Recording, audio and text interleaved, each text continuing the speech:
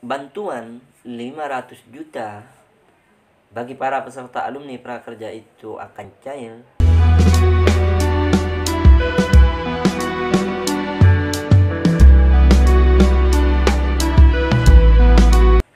Assalamualaikum warahmatullahi wabarakatuh. Jumpa lagi dengan saya di channel Satu Abad. Baik, pada kesempatan kali ini, pada video kali ini, teman-teman sekalian, saya akan membuat video mengenai bagaimana kita akan mendapatkan atau proses daripada mendapatkan bantuan sampai 500 juta daripada alumni prakerja. Namun sebelum melanjutkan videonya, alangkah lebih baiknya teman-teman untuk subscribe terlebih dahulu channel saya, karena dengan subscribe tersebut saya tersupport sekali dan akan selalu memberikan informasi terupdate mengenai seputar bantuan sosial khususnya prakerja dan juga BIPUM dan juga tutorial-tutorial keren lainnya.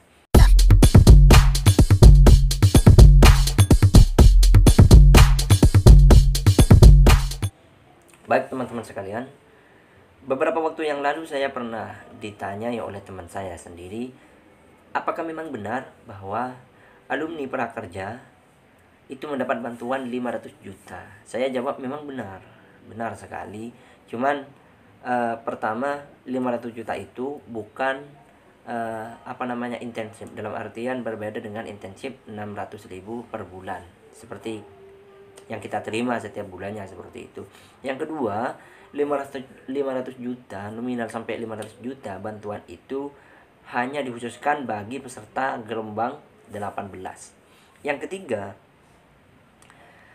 bantuan atau KUR itu yang kita terima atau yang kita ingin ajukan itu harus ke mitra prakerja, dalam artian bank yang dapat kita ajukan KUR-nya itu ke alumni sebagai alumni prakerja itu harus Bank BNI. Dan namun ada beberapa hal yang harus kita ketahui antara KUR yang ini yang berangkat daripada background prakerja dan yang tidak. Ini ada beberapa perbedaan yang kita akan dipermudah di situ. Yang pertama, syarat ya. Yang pertama kita ini dari syarat ya, dari syarat kita harus membahas syaratnya terlebih dahulu. Kalau kita ingin mengajukan KUR dengan background alumni prakerja, yaitu harus dengan membawa sertifikat pelatihan kewirausahaan atau apa itu, intinya yang mengupdate skill kita. Yang kedua, KUR itu biasanya kalau kita ingin mengajukan KUR, biasanya itu kita harus mempunyai usaha.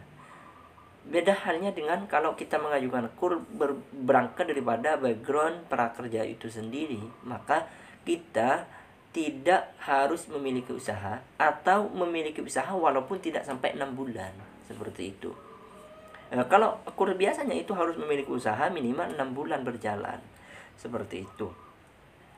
Kalau kita tidak memiliki usaha, kita tetap dipertimbangkan. Artinya kita juga berpotensi untuk menerima kredit usaha rakyat untuk mengeksekusi pelatihan yang kita terima daripada bantuan prakerja itu sendiri. Jadi teman-teman, saran dari saya, kalau kalian memiliki pelatihan, saldo pelatihan, jangan dibeli hanya untuk ditukarkan ke uang semisal 150.000. Itu tidak ada artinya. Kalau memang teman-teman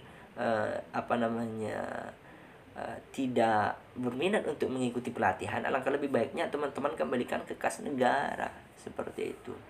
Saya pernah membuat status itu di Facebook mengenai tindakan-tindakan atau daripada anggota prakerja, yaitu ketika saldo mereka masih banyak, apakah bisa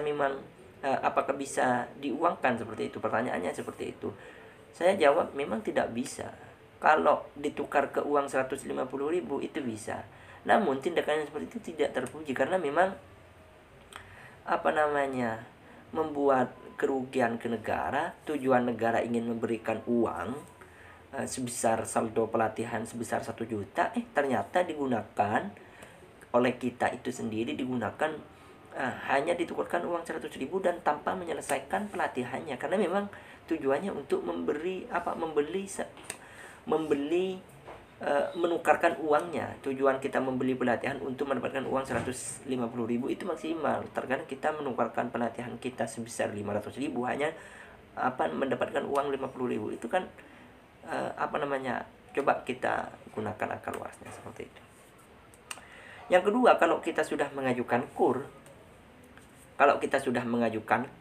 500 juta ke Bank BNI, ingat Bank BNI, kita itu akan ada SMS masuk ke nomor kita. Kemudian kata manajemen prakerja, kemudian Bank BNI itu akan mengirim link melalui SMS itu, kita klik, kemudian di dalam link itu kita akan disuruh mengisi beberapa hal. Yang pertama itu nomor HP, kemudian bidang usaha yang kita geluti, kemudian omset yang akan kita dapatkan, sehingga